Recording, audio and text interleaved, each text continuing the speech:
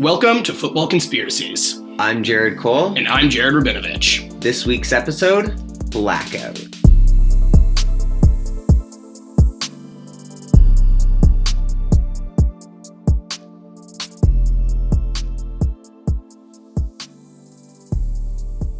On this week's episode, we're going to be speaking about Super Bowl XLVII and the power outage that happened during the game. I'm sure you remember the story. Yeah, I remember watching the Super Bowl and all of a sudden the lights went out and everyone was like, what the fuck's going on? Yeah, we were pretty young at the time. It was probably one of the first Super Bowls I was really paying attention to as a kid. And I remember that pretty clearly. It was pretty shocking, and I never really delved into it any further. But the story's actually a lot more interesting than I originally expected. Well, I mean, I haven't really thought about this much since it happened because, like you mentioned, we were young when it happened, so it wasn't really something we would think about critically. And now that we're older and conspiracies are on our mind, this definitely looks like something that would be prompted for us.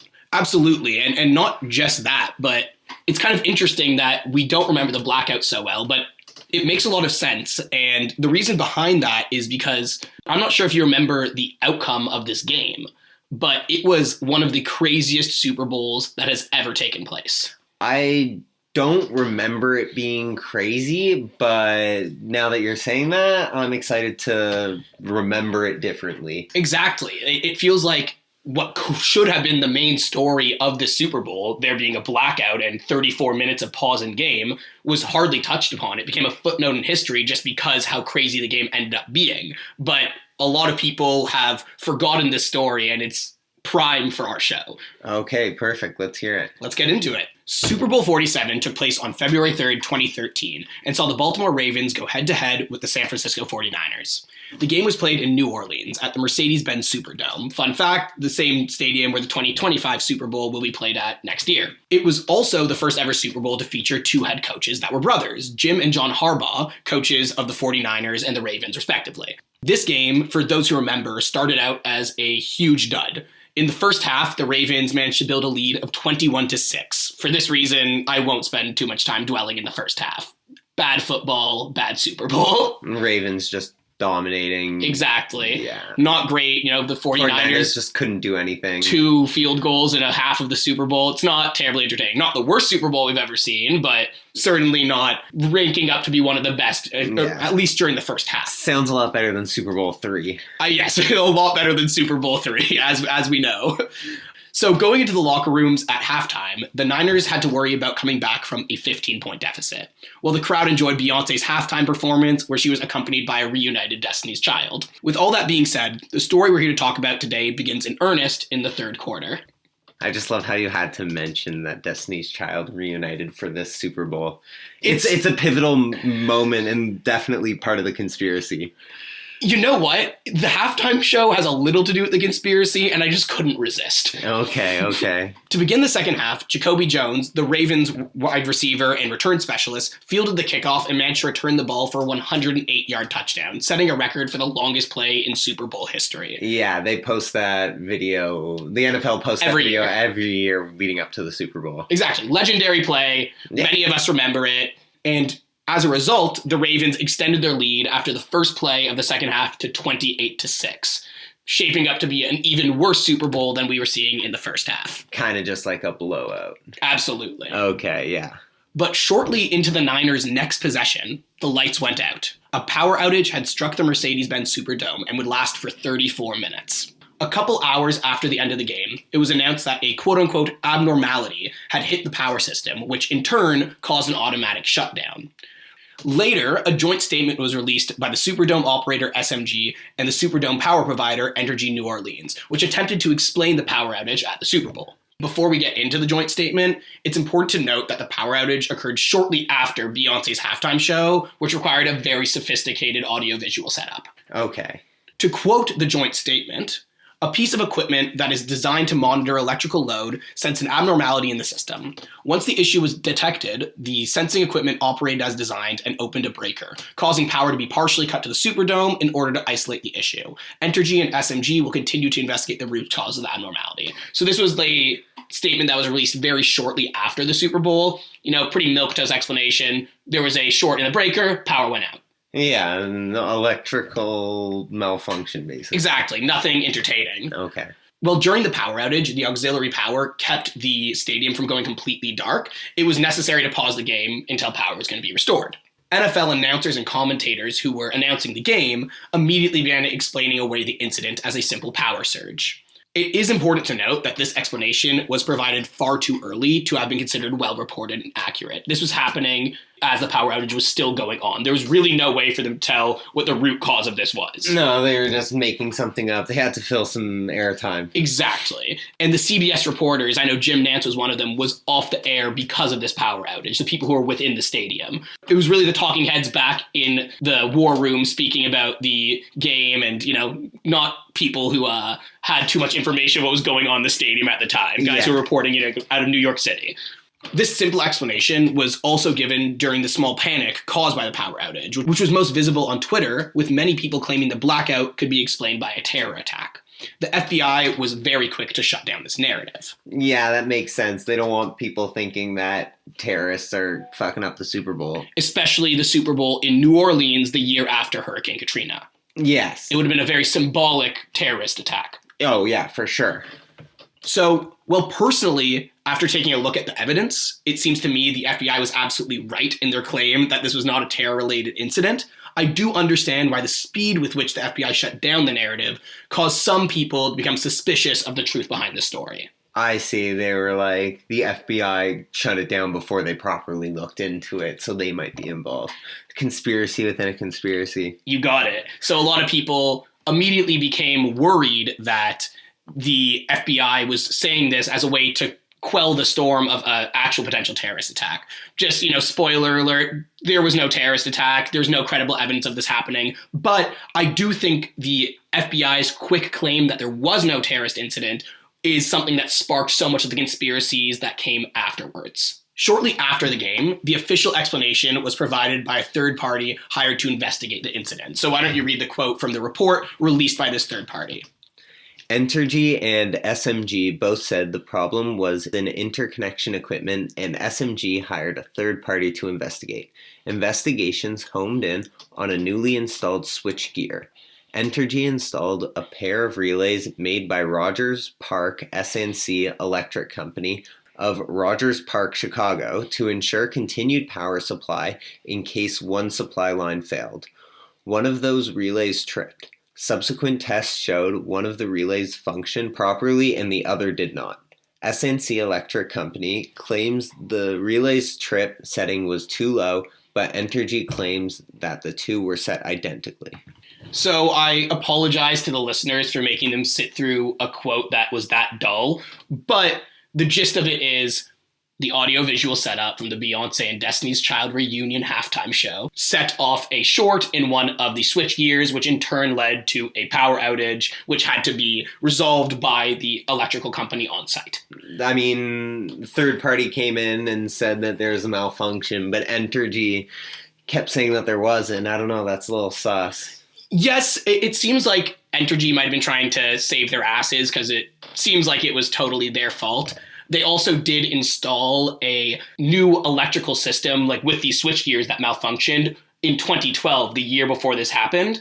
So it's quite likely that something went wrong in the installation and that malfunction took place at the worst possible moment. I guess, it was kind of like the straw that broke the camel's back. It hadn't taken that much because of the Beyoncé halftime show. Absolutely. This huge setup really got in the way of a system that was going to fail at some point. And this is just, what you said, the straw that broke the camel's back. So quite an anticlimactic explanation if you ask me, but this is the official story, and once again, sorry to those who want to believe something more fantastical, but in my opinion, this is almost certainly what happened at Super Bowl XLVII. That being said, there's a whole lot more to these conspiracy theories to get into. And now that we're past the boring part, I am going to get into the rest of this game before we dig into the plethora of conspiracy theories surrounding the blackout. Because let me tell you, this game was wild after the blackout. So, after 34 minutes, the power was restored and play was able to resume. The game started back up with both teams failing to get downfield and being forced to punt.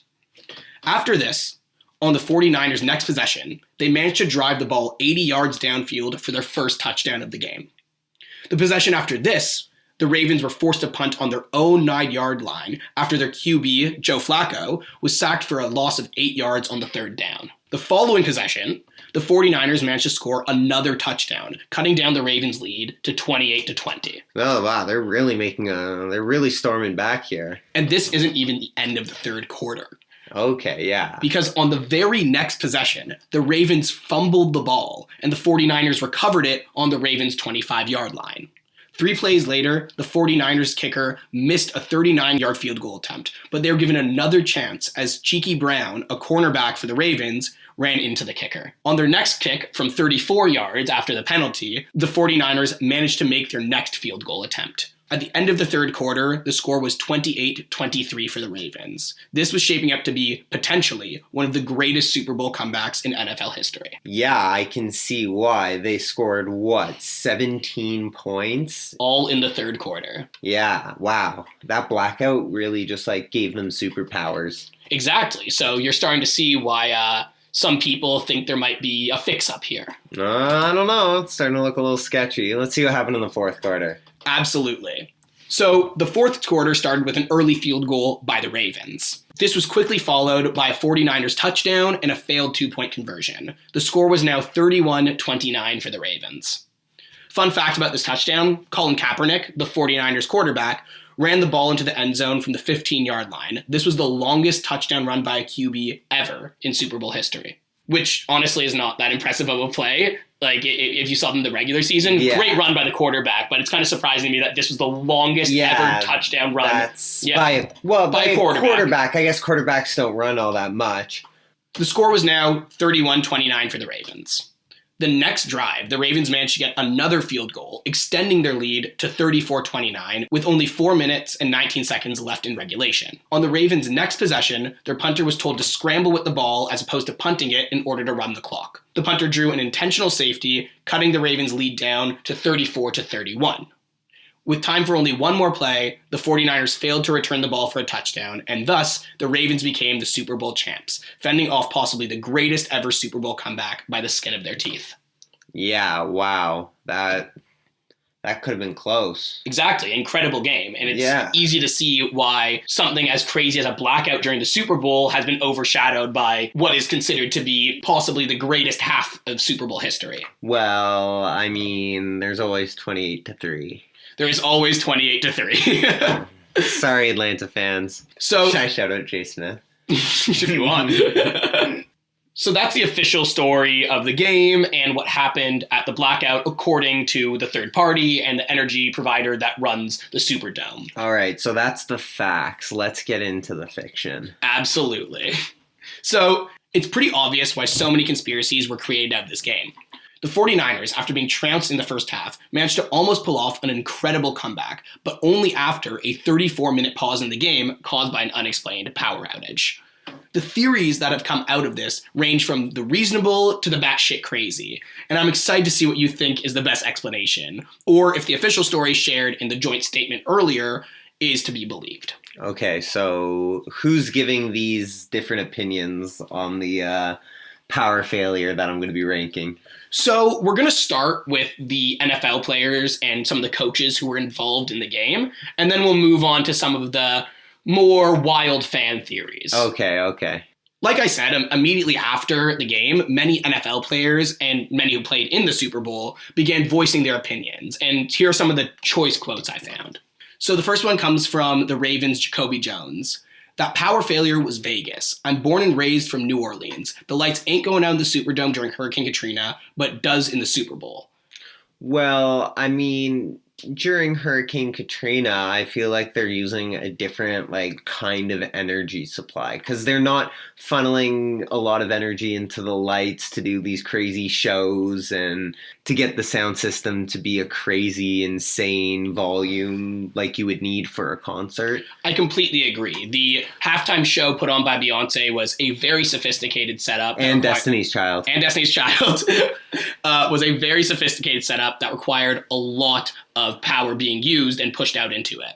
And even though thousands of New Orleans residents were taking refuge in the Superdome during Hurricane Katrina, I agree. There's no way they're using the same amount of power as a NFL Super Bowl and a halftime show. Yeah, for sure. So I agree. The idea that somehow the lights were able to stay on during Hurricane Katrina and not during the Super Bowl seems kind of like a nothing burger to me.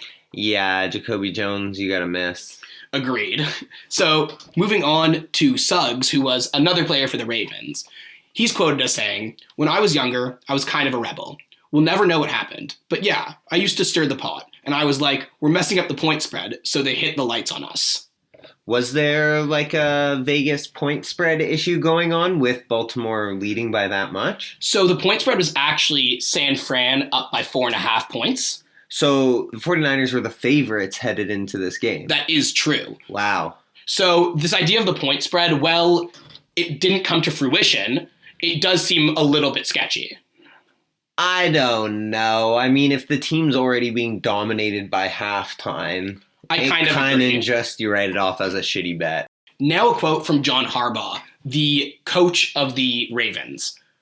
"I do think there was a second shooter for President John F. Kennedy, but I don't necessarily buy into this particular conspiracy theory."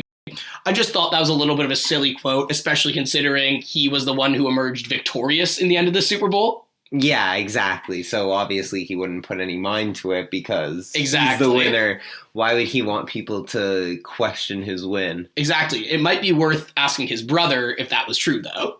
And the last quote we're going to go to in this section comes from Joe Flacco, the quarterback for the Baltimore Ravens. He said, "Listen, I can go down the conspiracy theory rabbit hole with the best of them, but in this case, it has just kind of struck me as something happened. I chalk it up to something malfunctioning. Maybe Beyonce's halftime show went a little bit too crazy and the lights went out." Again, another player for the Baltimore Ravens who doesn't want people to think that their Super Bowl win was anything other than normal and not questionable. I completely agree. So most of these quotes, well, they're worth bringing up because they come from very prominent players who were in the game. I don't think any of them really bring any substantive material to this theory. I disagree. I think we have to go back to what John Harbaugh said about there being two shooters. Oh, yeah, exactly. You know what? He brings up a really good point. Before we move on to actual fan theories, there's one person whose theories I need to highlight aside from the rest of these players, and that man is the infamous linebacker for the Baltimore Ravens, Ray Lewis. This is what he's infamous for, right? Was for this quote, or these quotes? Well, if listeners want to look into Ray Lewis's legacy, they might find some information that has nothing to do with this Super Bowl and maybe a murder trial from the 2000s. But for the purposes of this episode, we're just going to be sticking to the story of his conspiracies surrounding the Super Bowl. So his conspiracies aren't what made him infamous. No, and I recommend to listeners who aren't familiar to maybe look into that a little. And I wouldn't be surprised if a future episode of this podcast digs into that case a little bit more.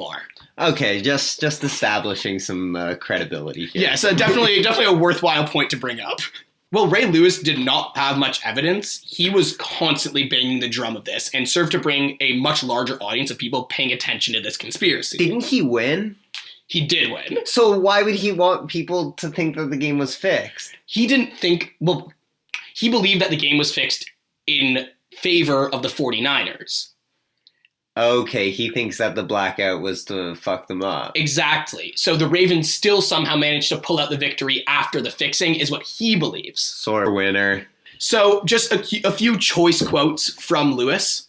What made the lights go out at this time, at that time? Why not go out in the second quarter? Why not go out in the first quarter, when the game was close? When our run was ready to happen, the lights go out. How at this perfect time did that happen? Because Beyonce hadn't yet performed her halftime show. Exactly. We're definitely on Joe Flacco's side on that one. Well, Lewis did bring up the Beyonce theory in a later quote where he said, Beyonce performed and the lights were working, blinking on and off. And then we get out there and we can't get them on. Timing is everything. I just don't know. Somebody knows something. That's what I'm asking. I want to know that person who knows something. And that's the person I've been looking for the last 10 years. And I ain't found him yet.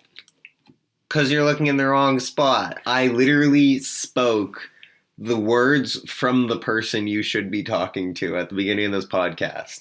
Yeah, you absolutely did. And truly, this is some weak tea from Ray Lewis. When you hear his name, you kind of expect like big story to come, sweeping declarations, but this is kind of sad, I'm not going to lie. Yeah, no, he brings nothing. Especially since that quote was from 10 years after the game. Like, this was a recent quote. Oh, yeah, I've been looking for the last 10 years. I ain't found him yet. It's pretty embarrassing. 10 years? That's... Yeah.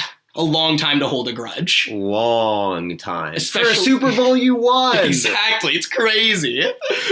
And then the last quote we have from Lewis, which is probably the one that I've seen around the most when I was doing research for this episode, is, "I'm not going to accuse anybody of nothing because I don't know facts. But you're a $1 zillion company and your lights go out? No." Yeah, once again, this just seems like very weak tea. Lewis's logic seems to be something along the lines of, a blackout at the Super Bowl followed by a comeback seems pretty sketchy, so there must be something behind it. Yes, no large company has ever had anything faulty. Exactly. You're understanding my opinion on Ray Lewis's theory here. So, while Ray Lewis brought little to the table in terms of evidence, his insistence of a conspiracy brought a ton of attention to this ordeal, and many theorists were likely pulled into this by Lewis himself. Now, let's get into the fan theories that spawned out of this. Hit me. The first and most obvious theory is that the 49ers caused the power outage. Yeah, they had an inside man that Ray Lewis hasn't yet found. Exactly, after 10 years of thorough research. But it is evident that the 49ers were the ones who could stand to benefit the most from an incident like this. Like, the mens rea was clear. Yes. In addition to this, the 49ers had a previous recent history of blackouts at their games. They've had other blackouts? Very recently, too. In 2011, the previous season, in December of that year, 2 power outages hit the 49ers stadium during a regular season game against the Pittsburgh Steelers. Were they losing? Well, the game was delayed for 35 minutes, and then the 49ers went on to win 20-3, so they weren't losing, and they weren't at risk of losing the game at all, but...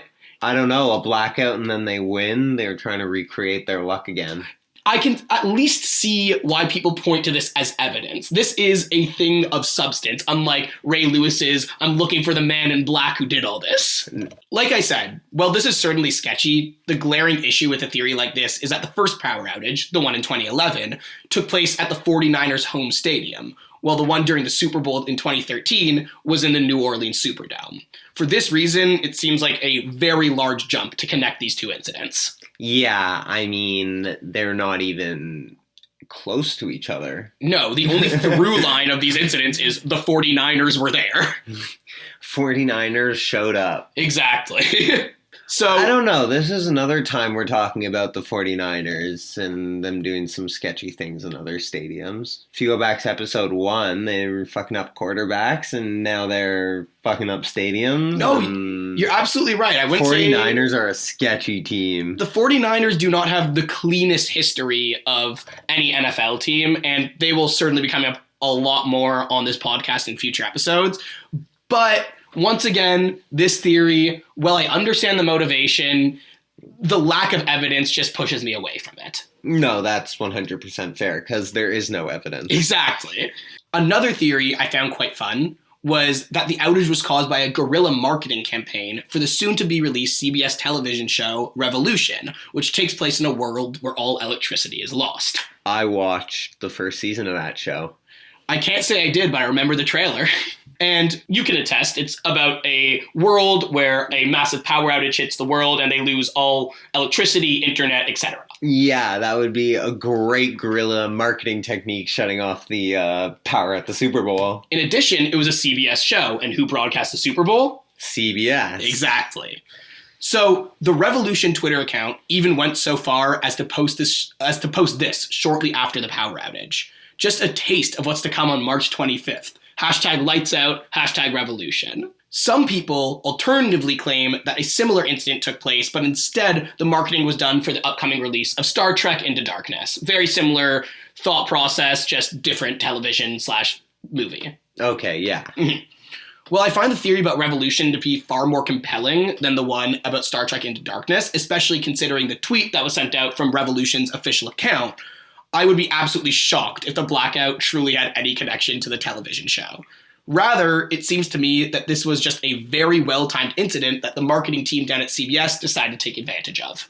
Yeah, that wouldn't be the first time that a company took advantage of something weird like this. Like Bud Light, Shohei Ohtani hit a home run and it broke a Bud Light sign in the outfield, and so Bud Light made cans with a little square that was black because of where the blackout was on that advertisement. Exactly. Or like Tiger Woods' infamous shot, his chip-in shot on the 16th at Augusta during the Masters, where the Nike logo on his ball was perfectly framed in the shot until it dropped into the hole very dramatically, and that was used as the commercial for Nike for years and years and years. Well, I'd like to believe that this theory has truth to it because it would be so fun.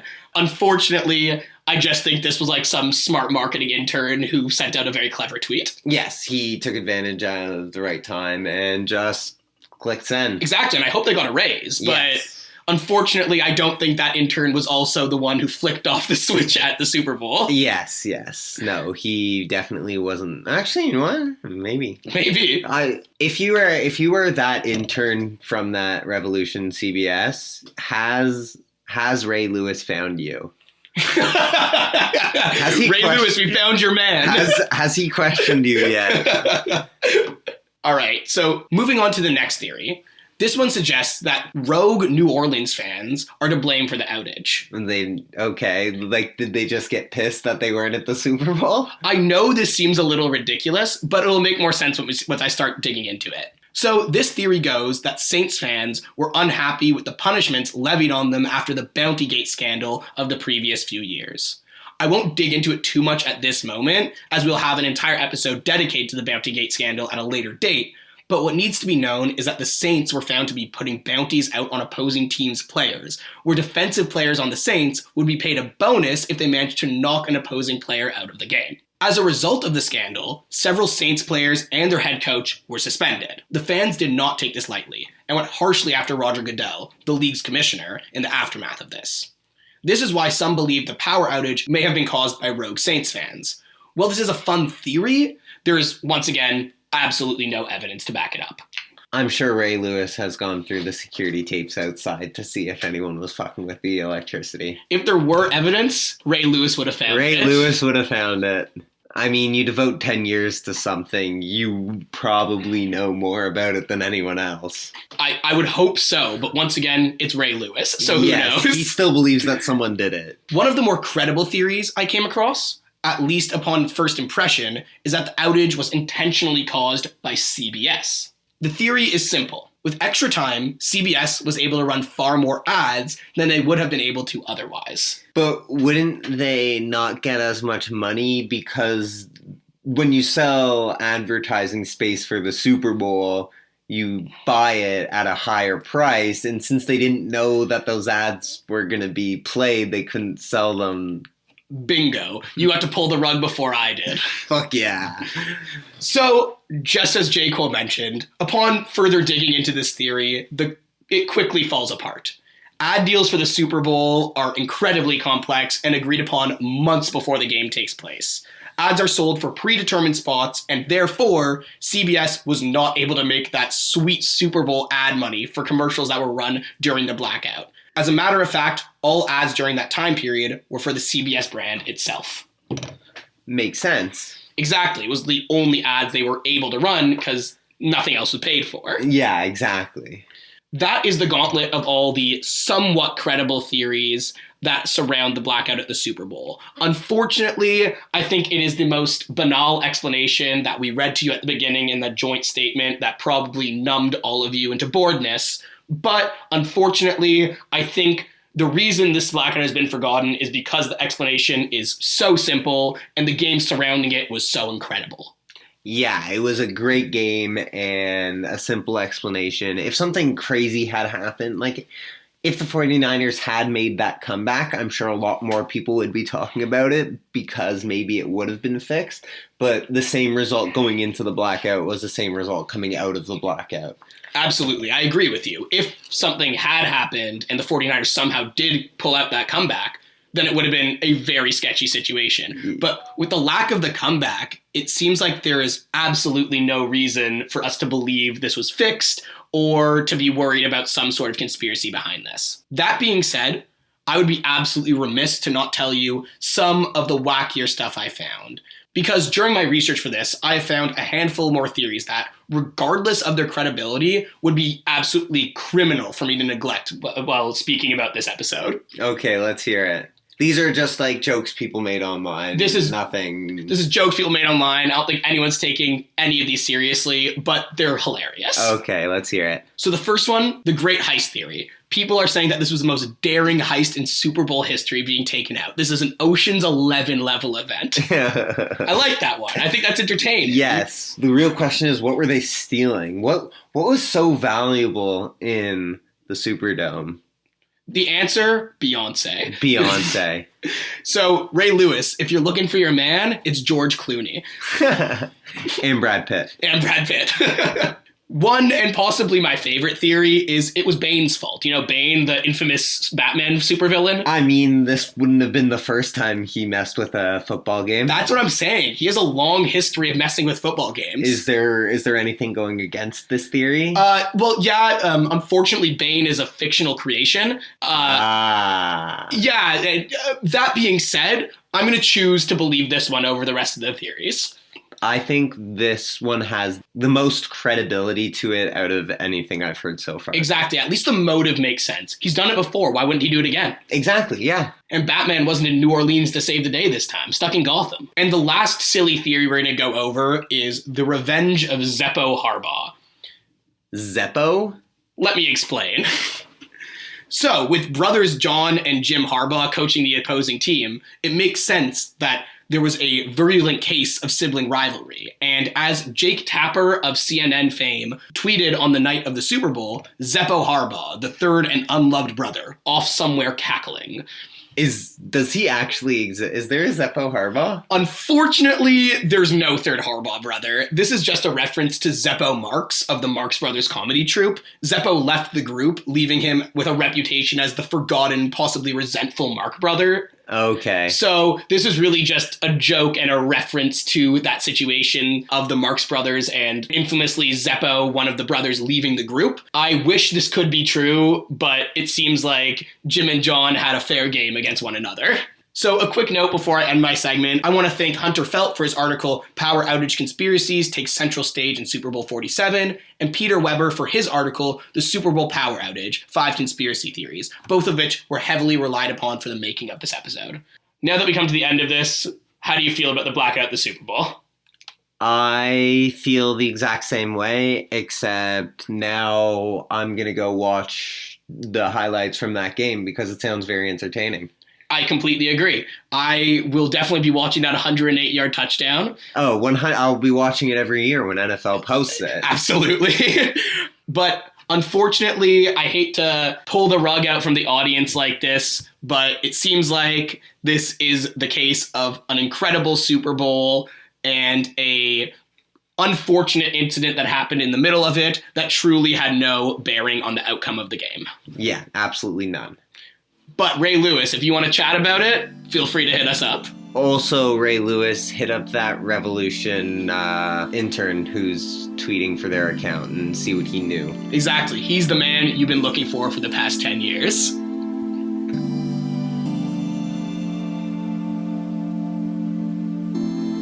Alrighty, welcome listeners to my segment of the podcast where I delve deep into the bizarre and unexplained occurrences that make you question the reality that is the NFL.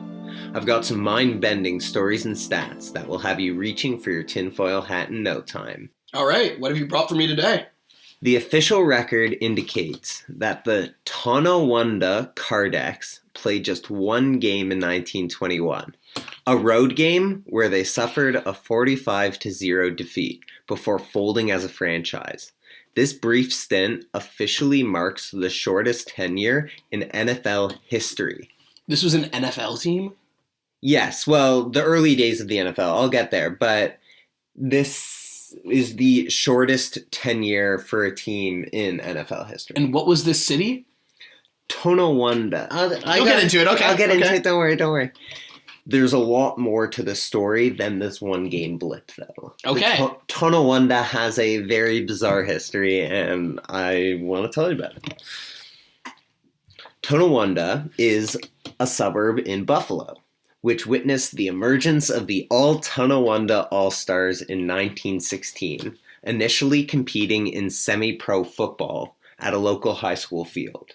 So semi-pro football in Buffalo featured Tonawanda. That played at a local high school field. Yes. So they were under the guidance of Coach Walter Tam Rose. The All-Stars transitioned into the New York Pro Football League, clinching the league title in their second season in 1917, besting the Rochester Jeffersons in the final.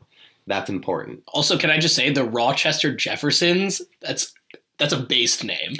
In 1918, the Buffalo Niagaras won, but due to the war and flu concerns, Buffalo played a 6-game schedule, which they won, all on their own field. Okay. So they played 6 home games and won them all. They won. Okay, perfect. Despite a strong showing in 1919, Tonawanda fell in the semifinals. In 1920, a pivotal moment arrived with the creation of the American Professional Football League, later rebranded as the NFL. While the newly named Lumbermen missed the inaugural class, they compiled an impressive 7-1 mixed record, including a notable 14-3 victory over the Rochester Jeffersons on Thanksgiving Day. Okay. So, first of all, I want to go back and talk about the Lumbermen.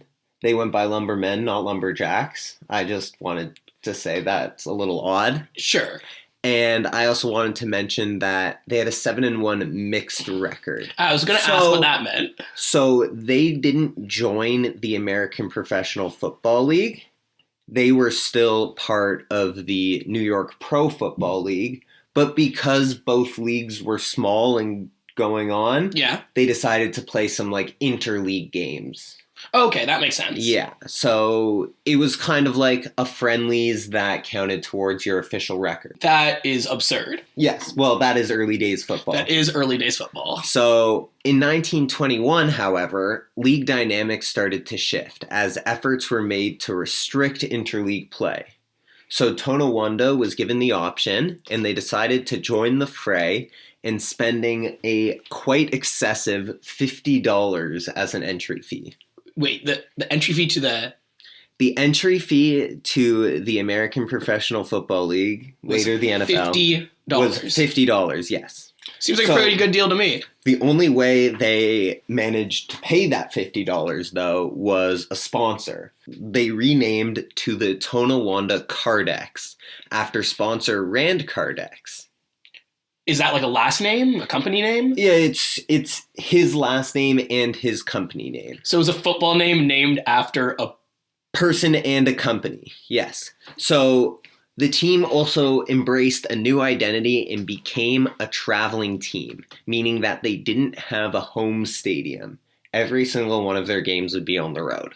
What a disadvantage. It wasn't seen as a disadvantage because they wanted to make their name known, and so they wanted to play in the larger cities. In the larger cities, they make more money. That makes sense, but imagine the life of a player like that. Oh my God. Their maiden professional game was slated against the Syracuse Pros, a team also in their sole pro season, promising a tune-up opportunity, sort of like a preseason game.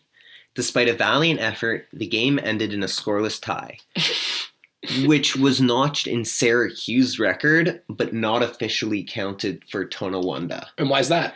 Because Tonawanda came into this game sort of like a preseason tune-up, get ready for the season game, and Syracuse came to play. So this game counted towards Syracuse's record, but not Tonawanda. But they were in the same league. Yes. That makes no sense.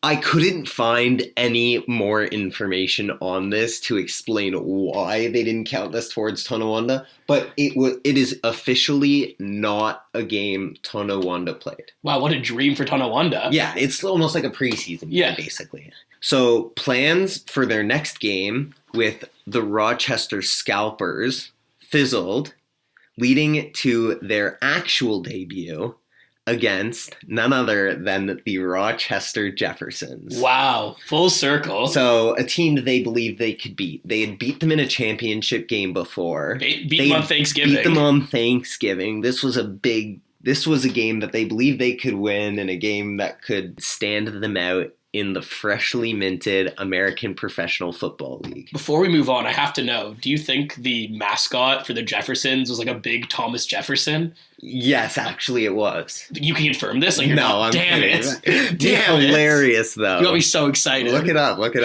The Rochester. Jamie, look it up. Jeffersons. Mascot. Okay, they didn't have a mascot. Yeah, we're sorry to report the Rochester Jeffersons do not have a mascot. The reality proved starkly different. The Jeffersons handed the Cardex a humbling 45-0 defeat, signaling the team's inability to compete at the professional level. Oh, that's so sad. With no further viable opponents on the horizon, the Cardex bowed out gracefully, recognizing their shortcomings in the evolving landscape of professional football. Wait, so you're telling me they played one game and they quit? Yes. That is crazy. While the Professional Football Researchers Association documents their struggle to secure additional games, it's apparent that the Cardex aspirations exceeded their capabilities. Very clear. The following season saw a steep rise in franchise fees with a 2,000% increase from $50 to $1,000, further solidifying their decision to fold. Buffalo's football landscape of the era was very odd, with another team existing under chaotic circumstances, as noted on Wikipedia as Buffalo 1920s NFL teams. Multiple teams in the NFL. Okay. For Buffalo, because Tonawanda was technically not Buffalo. Yeah. Well, technically not technically, yes. I don't know. Nevertheless, Tonawanda's one game in the NFL, securing themselves with the shortest tenure in NFL history, has a lot more going on behind the scenes than one might think. Okay, so they played one preseason game, they played one regular season game, and then quit the league. Yes. But they paid their $50. Yeah, they couldn't find any further games. They just couldn't make any more matchups. You had to make your own schedule at the time. It wasn't like you're playing here at this time, you're playing there at that time. It was like, yo, you free this Sunday for a football game? Man, the early days of the NFL were so unhinged. Yeah, early days NFL is crazy. And if anyone could track down a Tonawanda Cardex jersey, please let me know. I doubt you'll ever be able to find one. I feel like the only people that had Tonawanda Cardex jerseys were the players for Tonawanda Cardex. I doubt even all the players had a goddamn jersey.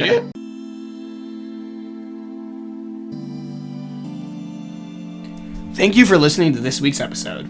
You can find us on Twitter/X at FB Conspiracies, where we will post all the graphics we spoke about during this episode.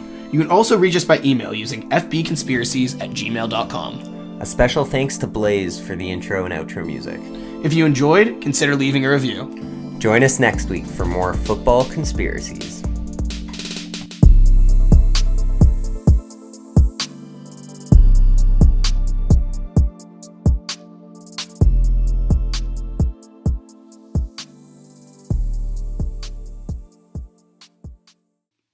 So... Yeah, I just noticed that. A needle, point, and thread.